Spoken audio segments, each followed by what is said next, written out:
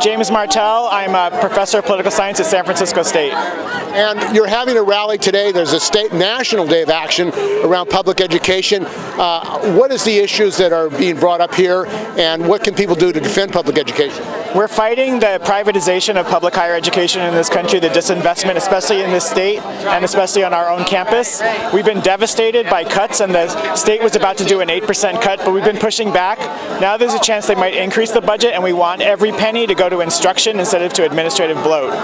And they've been cutting off faculty here. How has this campus been affected by the cutbacks? It's been awful. I've lost 10 colleagues in my department alone. They've hired over 300 lecturer faculty, and the tenure track faculty are next. If we'd had that 8% cut, we'd have lost over 100 tenured faculty at the school alone. I might have lost my job.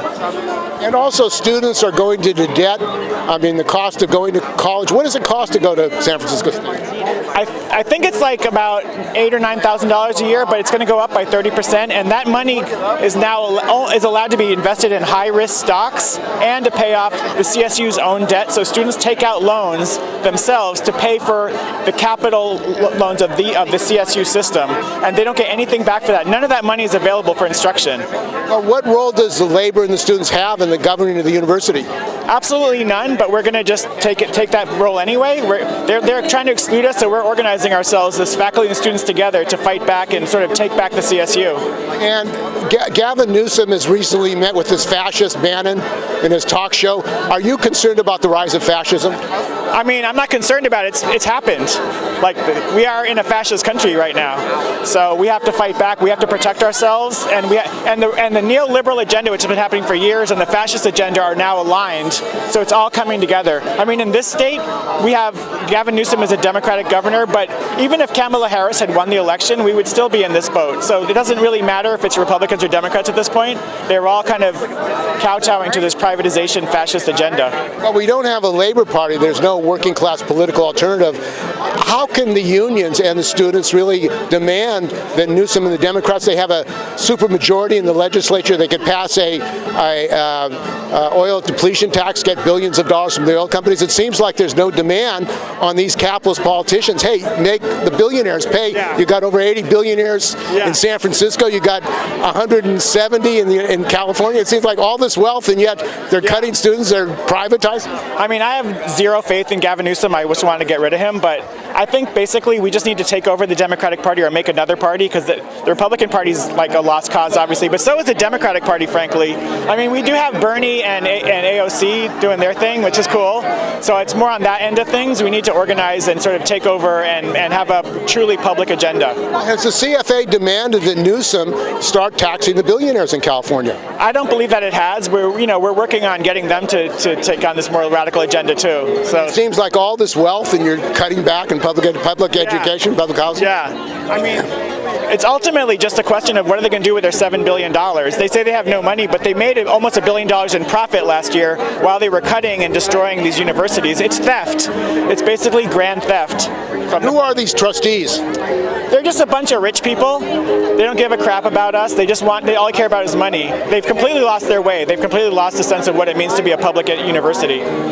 And so they're the ones imposing the cutbacks. Absolutely, absolutely. They don't care. The CSU, when you talk to them, they say, oh, but the state doesn't give us any money. And when you go to the state, they say, oh, but the CSU spends all of its money on administration. So they're both, we have to ping pong between them. So I say a pox on both of their houses. And on May Day, there's going to be a strike of AFSCME and UPTE at University of California. Do you think it's time for all education workers and students throughout the country to join together and go out? 100%. That's what we need. We need a general strike of academic workers nationwide. You think it's coming? I think it is. I think people are really pissed off. I think they finally figured it out.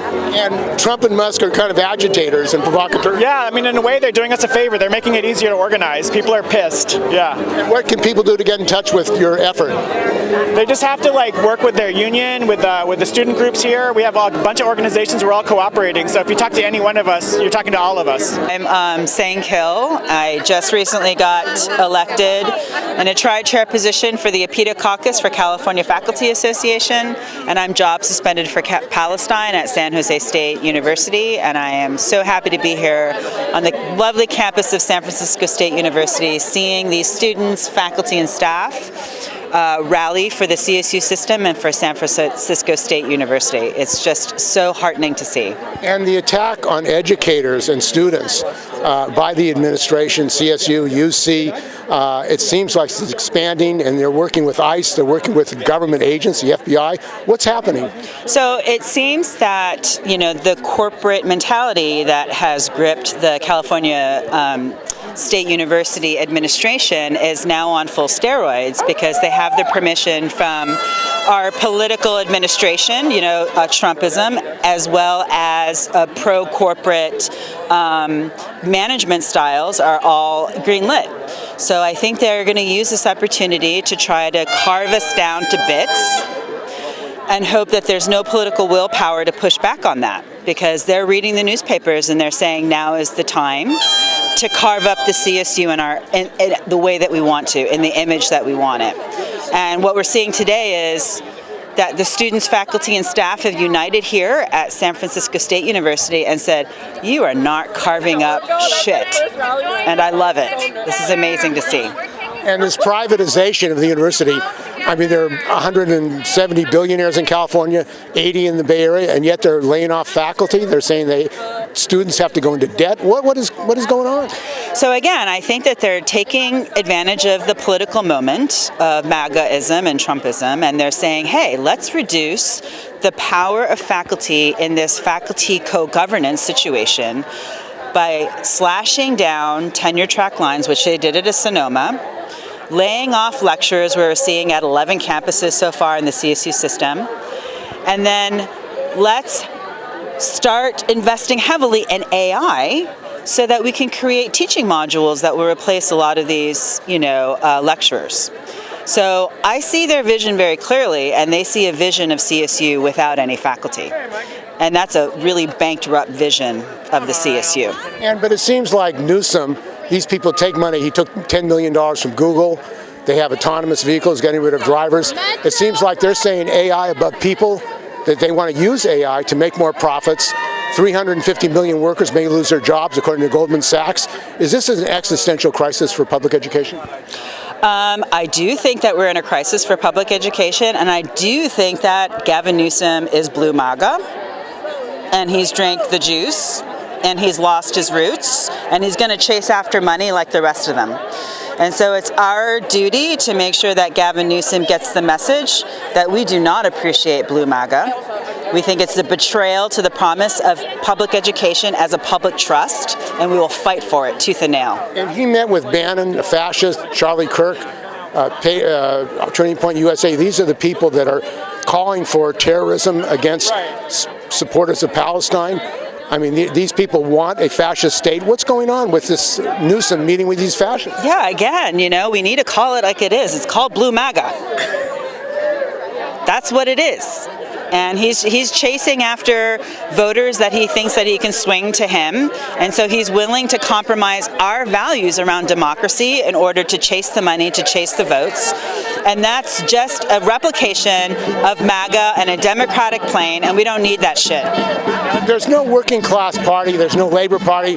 People are fed up with both the Democrats and Republicans. Yes. They feel they don't have a choice. Yeah, we are fed up with Democrats and Republicans. We do feel like we don't have a choice. So why don't we take this real crossroads moment in our history and make some options? Labor power is union power, is people power, and we really need to get out in the streets, unite together, fight together, and to carve our future so that our children have a place in the California Faculty Association and the California State University system, and we become future profs. And this campus is historic, first campus that had ethnic studies, it's Third World Liberation Studies. It was a strike here for 4 months. Reagan wanted to call in the National Guard here. When he was in power, he wasn't able to. The ILW, the union, supported it. He was probably afraid of a general strike. You think that's the kind of action that can stop these fascists? Oh, yeah, definitely. And I know that they're threatening San Francisco State now by saying that, oh, you're having low enrollments, blaming them for those low enrollments, and are trying to position to slash and burn like they did at Sonoma State to San Francisco State.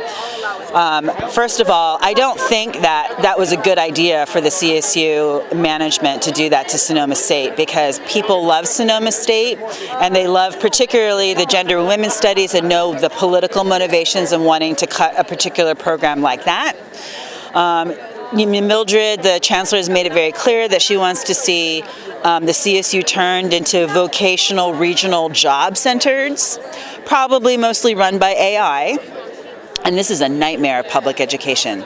So I think that students, faculty, staff here on this campus, as well as other campuses, are going to rise up and resist. And so you better be scared, Mildred. We're coming for you.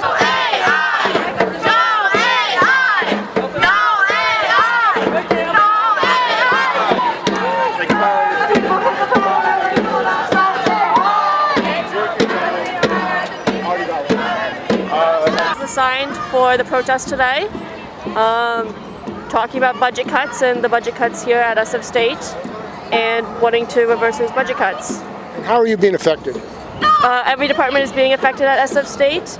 Everyone is being affected at SF State, as these budget cuts are terrifying and affect everyone. Are you afraid you're not going to be able to get an education?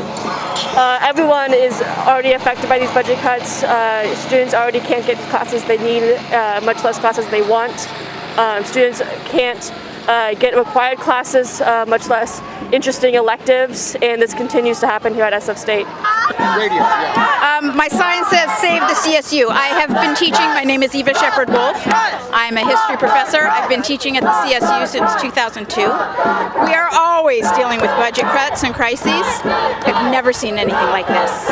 We have fewer faculty than we've ever had. We have students not able to get the classes they need to graduate. I don't know how we're going to manage next semester. We just do not have enough teachers. What is the reason for these cutbacks? I mean, they say they don't have any money, or what's going on? Yeah, it's partly state level cuts. It's partly the fact that San Francisco State is shrinking in numbers, but that in itself doesn't explain it. The state level cuts are just catastrophic for us.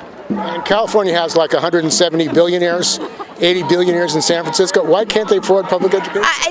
You're going to have to ask one of the economists who understands California budgeting. But my understanding is that the legislature could, if they wanted, at least hold the CSU budget steady. It really needs an increase because there are increased costs associated with increasing cost of living, increasing costs for doing everything. So even holding the budget steady would be difficult for us, but it's actually, there's a threat of a 7.95% cut. So I'm hoping to fight that. I'm hoping to at least see it steady, but really we want an increase. What has Newsom stood on this? So far, he's been a little unclear. Having his radio podcast. Now, yeah, I haven't listened, I'm sorry to say. The last I heard was they were still holding on to the 7.95% cut, but there's some discussion in the legislature that it may, in fact, the budget may in fact increase. So we'll see. My name is Abdur Segdar. I'm a lecturer faculty at San Francisco State, Department of Computer Science and also Information System. And you say education must be free. What's happening now at San Francisco State in public education? They are cutting a lot and a lot of classes been cancelled, and I was asked to teach 600 students class in next semester. I don't know how I'm going to do that, so it's awesome. So we need to change that. We need to get our budget back, and we need to get our faculty back. We still have a lot of students, but they are making up that no students, and they're cutting the classes. And people here were chanting against AI. What are your concerns about the introduction of AI in public education? AI is confusing. It's confusing to students and confusing to teachers too. So I think we need more time for AI to play a role in the education. And what's going to happen now? Because Governor Newsom has said he wants to cut. You think you're going to be able to stop it? Yes, we will. We will fight back so hard. I think he's going to run away and he's going to put the cash back to the education. And this is a rich state. There are 180 billionaires, 80 billionaires in San Francisco. Why can't they afford free public education? Correct. So they are lying. I don't know what the priorities are. They should wake up and change their mind that we are a richest state. We are fifth economy of the world. We should be able to have free education for all. Education, Maybe you can talk about what's going on here today. This is student faculty rally in front of City Hall. The state is saying they don't have enough money. They have to have budget cuts. Yeah. So, I mean, basically we're here to put their feet to the fire and say that we know that that's untrue, and at the same time that to push for complete reinvestment in the university system, to make sure that not only that there's no more cuts, but that there's an actual reinvestment in the university, that we reverse the drastic, lecture layoffs that we've seen, and that we defend student and faculty academic freedom and continue to support the rights of student and faculty to engage in political protest. But most importantly, really emphasizing the need to put the money where it belongs, in the universities, in the classrooms, to support educational programming and support students' right to education. Well, you were talking about commodification of education. What exactly does that mean? Well, it means basically that education institutions of education are treated more as a means of investment and generating corporate profits, and moving towards a system where increasing creation of administrative infrastructure and playing the stock market essentially is prioritized over quality educational programming that gets students the education they need, the education they deserve, and that really centers the well-being, the empowerment of faculty and students together. There's been a rise of fascism, arrests of people. The president now says he wants to put people, even citizens, in El Salvador. What does this mean to people, and is it a threat to the entire people of the United States? It's definitely a threat to the entire people of the United States, but as I was kind of trying to talk about today, we don't end up with regimes like this out of nowhere. Like, this is also the result of a long and dark road we've been walking, where we are completely dismantling education. This has been in process for decades, and where we are continuing to criminalize righteous protest and activism. When you allow the needle to be moved, every administration is just going to keep upping the ante. So what we're seeing today, our rights are definitely in huge jeopardy, and we need to fight back, but we also need to fight back by striking at the root. And the root is the moral rot that leads to the commodification of education and the criminalization of protected speech and activism. And the trustees, who do they represent? Because it seems like they've got an agenda which is opposed to the students and faculty in public education. Yeah, I mean, the trustees, they're representing private interests. They're not representing our interests. We need to take back the university. We need to take back our education. And I think we have the means to do it. My name's Macy Tollison. I'm a grad student at San Francisco State, and I'm also a trustee with UAW Local 4123. We're here today to fight for our education, fight for our faculty, fight for our rights, and fight for our future. And it seems like there's a general attack on public education, Project 2025. They want to get rid of public education and get rid of the unions. Are you concerned that there are forces that are really want to destroy public education? I think that we have had internal and external threats to our education since the beginning of our institutions. We saw historically whenever working class people, black and brown people enter these public higher education institutions that they are immediately defunded, classes are always cut. To me, we're seeing a revitalization of that, and we're seeing new tactics, but we have definitely constantly been under threat, both from the state, the governor, the president, take your pick, and also our own internal chancellor's office and campus presidents. Well, we have Democrats in charge, Democratic governor, a supermajority of the Democratic legislature. Why are they going after public education? Because it's not profitable. It's not profitable and it's not convenient. I think that they're more concerned about their investment portfolios than they are about educational outcomes and actually serving the public. They are public servants and they have not been serving the public. But we see that it doesn't matter who's in office, we're under the same attacks no matter what. And in San Francisco, there are over 80 billionaires, 170 billionaires in California. Why hasn't that been raised by the legislators who say that there's not enough money to keep funding San Francisco State? We would love to know that. We would love an answer for that. We are constantly told that there is no money for education, that no matter what we do, it's inconvenient and it just can't happen. But the truth is, between the CSU having $8.1 billion in investments and the state having a massive slush rainy day fund, there is no excuse. There absolutely is enough money between the state and the federal office to fund public higher education. Even internally, there's enough money within the CSU itself to prevent all of these faculty layoffs, cuts to programs, cuts to classes. We've at San Francisco State had 350 lecturers laid off last year, and we're looking at another 100 this summer. So there is no excuse. And alongside that, the UAW has faced an attack on members of Columbia, fired the president of the local there, and raids now against students and by the FBI. Are you concerned about that as far as the effect on public education and the people of this country?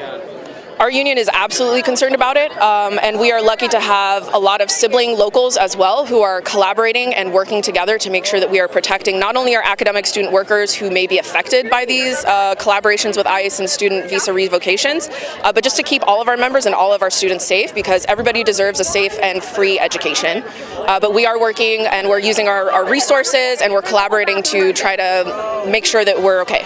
Well, San Francisco State has a long history, strike in 1968 that led to the Ethnic Studies Department.